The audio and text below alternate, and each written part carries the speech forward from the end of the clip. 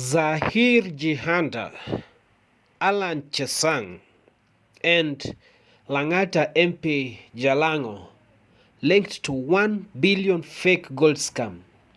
A fake gold syndicate involving a senator, 2 members of parliament, a police officer, and several other suspects has been exposed by the Directorate of Criminal Investigation, the DCI.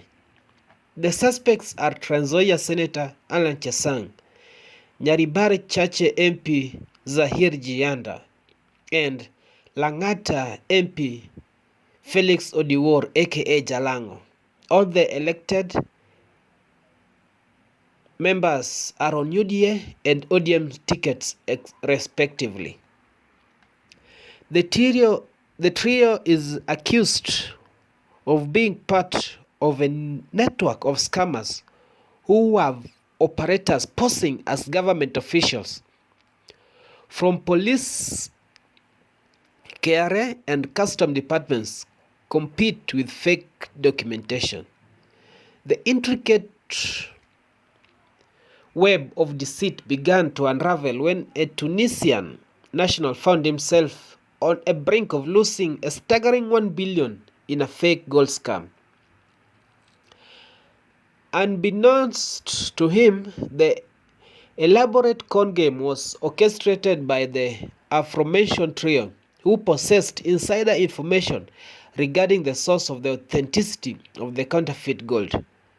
At the epicenter of this unfolding saga is a house owned by a businessman within a famous garden estate situated along the Thika highway, just near Rosters.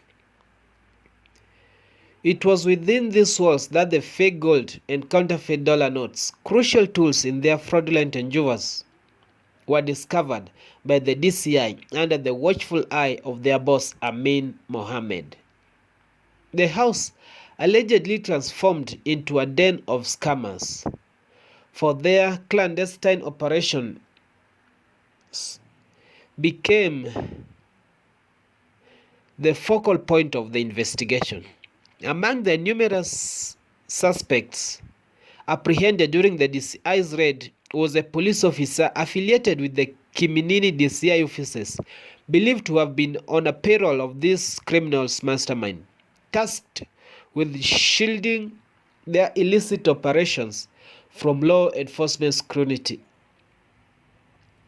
Trapped and deceived, the Tunisian victim's ordeal began when he arrived in Kenya, spending nearly an hour at the airport without anyone attending to him. Subsequently, he was persuaded by a taxi driver that he could be safely transported to his intended destination.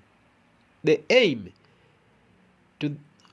of this was then the victim to be transported to Ngara, a district in Nairobi, where he was held incommunicado for an entire week before being summoned by the general estate officer.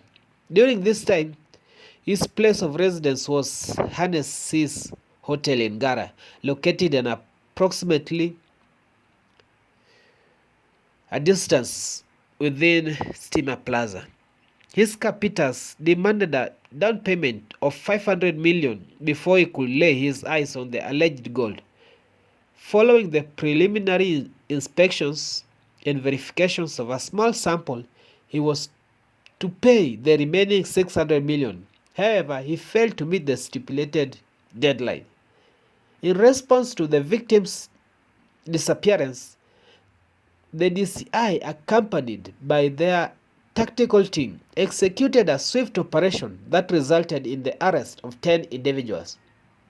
Notably, 2 suspects, one of whom was suspected to be armed, managed to evade the capture by forcefully tearing through the shade net fence, heightening a perimeter wall for the added privacy. In another aftermath, this arrest, it has since been revealed that Senator Chesang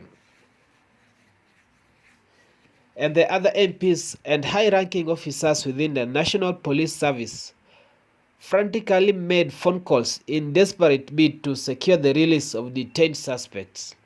The scammers behind this operation had ingeniously crafted personas posing as government officials from the police, Kenya Wildlife Authority, and Customs Department, complete with counterfeit and documentation. Among the items seized by the police were a pistol, phones, significant quantity of metal boxes used to store the counterfeit gold, and confiscated materials were promptly transported to the DCI.